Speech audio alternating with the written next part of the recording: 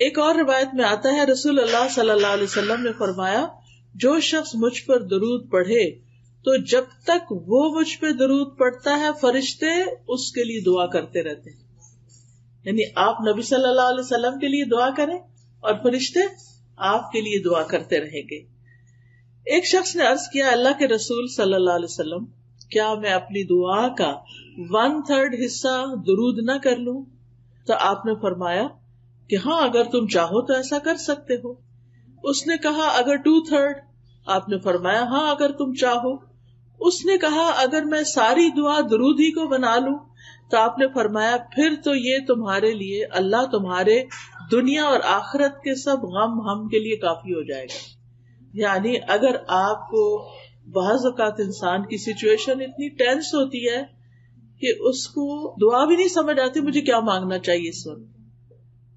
یعنی بعض اوقات ہمارے کوئی عزیز پیارے زندگی اور موت کی کشمکش میں ہوتے ہیں, ہمیں سمجھ نہیں آتی ہم ان کے لیے کیا دعا کریں. ہم ان کے لیے زندگی کی دعا کریں, یہ زندگی تو ان کے لیے بہت تکلیف دہ ہے, ہم انہیں اس حال میں زندہ بھی نہیں دیکھنا چاہتے کہ ہم چاہتے ہیں صحت مند ہوں. اور اگر صحت کی دعا کرتے ہیں تو ڈاکٹرز کہتے ہیں کہ یہ ساری زندگی پیرالائزڈ رہیں گے, یہ اپنے منہ سے کھا نہیں سکیں گے, اپنے منہ سے پی نہیں سکیں گے. کچھ سمجھ ہی نہیں آتی کہ پھر کیا مانگے اور کیا نہ مانگے. تو ایسی صورت میں ہم درود شریف پڑھنا شروع کر دیں کہ اللہ کی رحمت آ جائے, اور اگر اللہ کی رحمت آ جائے تو اللہ تعالیٰ اس بندے کو بالکل سیدھا اٹھا کے کھڑا کر سکتا ہے. جو رب مردوں کو اٹھا کے کھڑا کر سکتا ہے, جو مردوں کو زندہ کرے گا, کیا وہ ایک بیمار شخص کو, ایک تکلیف کی حالت میں جو شخص ہے اس کو وہ سیدھا تندرست نہیں کر سکتا؟ بالکل کر سکتا ہے. اللہ تعالیٰ کے لیے تو کچھ بھی مشکل نہیں. تو اس لیے ہمیں اپنی زندگی میں درود کی کثرت کر دینی چاہیے. پھر اسی طرح یہ ہے کہ رسول اللہ صلی اللہ علیہ وسلم نے فرمایا مجھ پر درود بھیجا کرو کیونکہ تمہارا مجھ پر درود بھیجنا تمہارے لیے باعث برکت ہے, اور میرے لیے اللہ سے وسیلہ کا سوال بھی کیا کرو. یعنی درود بھی بھیجو, سلام بھی بھیجو, اور وسیلہ کی دعا بھی کرو.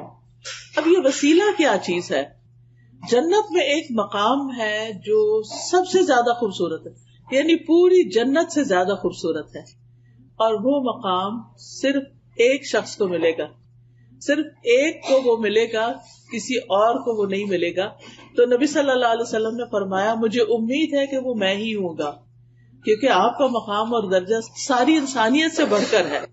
تو اب آپ دیکھیے کہ وہ ہے تو آپ کے لیے, لیکن آپ نے امت کو شرف بخشا کہ ہم آپ کے لیے یہ دعا کریں کہ اللہ تعالیٰ ہمارے نبی کو وہ مقام وسیلہ عطا فرمانا.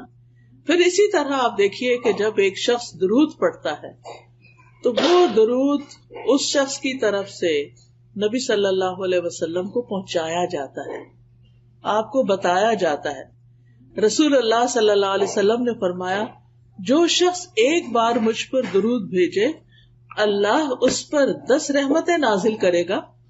اس پر ایک فرشتہ مقرر ہے جو مجھ تک پہنچاتا رہتا ہے.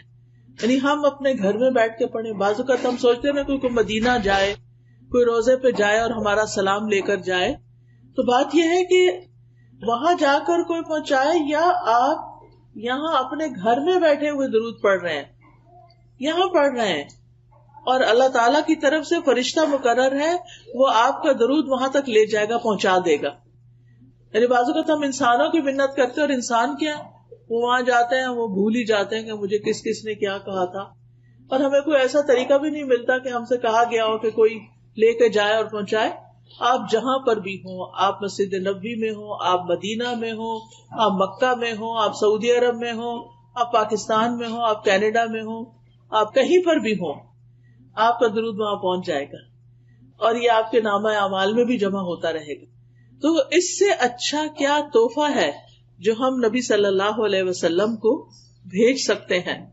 یعنی اگر ہم آپ کے لیے کوئی پیسے بھیجیں یا کوئی گولڈ بھیجیں یا کوئی کھانے کی چیز بھیجیں, وہ تو نہیں آپ کو پہنچ سکتی, لیکن اگر ہم درود بھیجتے ہیں تو وہ آپ کو پہنچتا رہتا ہے, اور ہمیں طریقہ بھی بتا دیا گیا.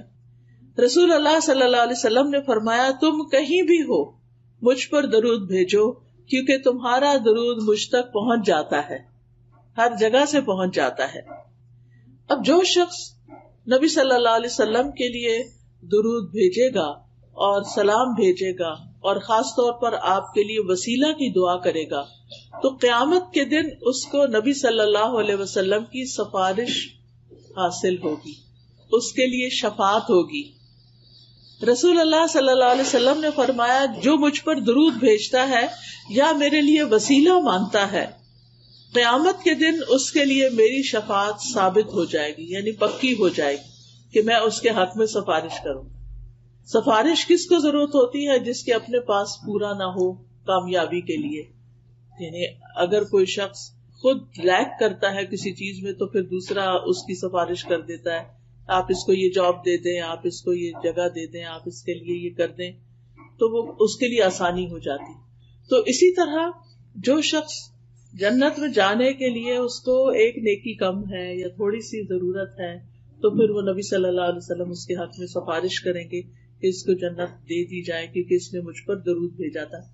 اسی طرح اگر کوئی شخص اپنے برے اعمال کی وجہ سے توبہ کیے بغیر دنیا سے چلا گیا اور قیامت کے دن اس کی پکڑ ہو گئی اور اس کو جہنم میں پھینک دیا گیا تو نبی صلی اللہ علیہ وسلم کو اللہ تعالیٰ حق دیں گے شفاعت کا، حق کے شفاعت، اور پھر آپ کی سفارش سے اس کو آگ سے بھی نکال لیا جائے گا. تو اس لیے ہمیں اپنی زندگی میں درود کا اہتمام کرتے رہنا چاہیے، کوئی دن ہمارا خالی نہ جائے. ویسے تو الحمدللہ جب ہم اذان سنتے ہیں تو اس کے بعد درود جو ہے وہ پڑھتے ہیں، وہ موقع ہوتا ہے درود پڑھنے کا. پھر اسی طرح نماز ہماری مکمل ہی نہیں ہوتی، نماز پوری ہی نہیں ہوتی، نماز ادا ہی نہیں ہوتی اگر ہم اس میں درود شریف نہ پڑھیں. مثلاً اگر کسی کا اتحیات پڑھتے ہوئے اتحیات پر وضو ٹوٹ گیا اور اس نے درود نہیں پڑھا تو اس کو نماز لوٹانی ہوگی کیونکہ اس کی نماز نہیں ہوئی. تو اس لیے چاہے آپ اس وقت پورا درود نہ بھی پڑھ سکیں، اللہم صلی علی نبینا محمد کہہ دیں، اللہم صلی وسلم وبارک علی نبینا محمد، اللہم صلی علی محمد وعلی آل محمد، یعنی کوئی بھی آپ اس میں سے پڑھ لیتے ہیں اور سلام جلدی سے پھیر دیتے ہیں. کہ اس وقت آپ مزید کنٹینیو نہیں کر سکتے کہ آپ کا وضو ٹوٹ جائے گا، تو آپ کی نماز پوری ہو جائے گی اگر آپ نے درود شریف پر اینڈ کر دیا. تو اس سے بھی آپ اندازہ لگائیں کہ کتنا ضروری ہے. پھر آپ دیکھیے کہ جو شخص صبح کے وقت فجر کی نماز سے لے کر سورج نکلنے سے پہلے 10 دفعہ درود شریف پڑھتا ہے تو اس کے لیے بھی آپ کی شفاعت ہے. اور کتنی رحمتیں، ایک دفعہ پڑھنے پر 10 رحمتیں، تو 10 دفعہ پڑھنے پر کتنی ہوں گی؟ 100 رحمتیں ہو جائیں گی.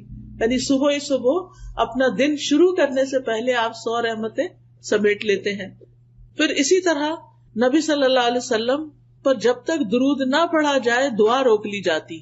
یعنی کچھ دعائیں ایسی ہیں کہ جن میں ہمیں پہلے درود شریف پڑھنا ہی ہوتا ہے اور پھر اس کے بعد دعا مانگی جائے تو درود شریف اس دعا کو اوپر لے جانے کا سبب بنتا ہے.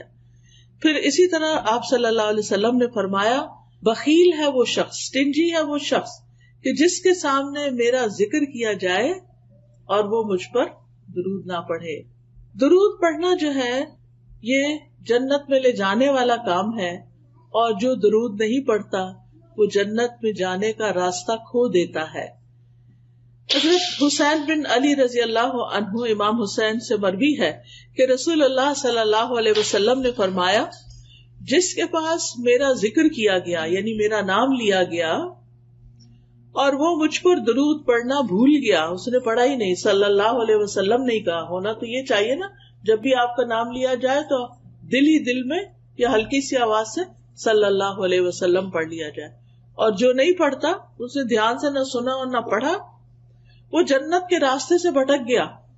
یعنی جو راستہ جنت کی طرف لے جانے والا تھا اس نے وہ چھوڑ دیا، وہ کہیں اور ہی چل پڑا.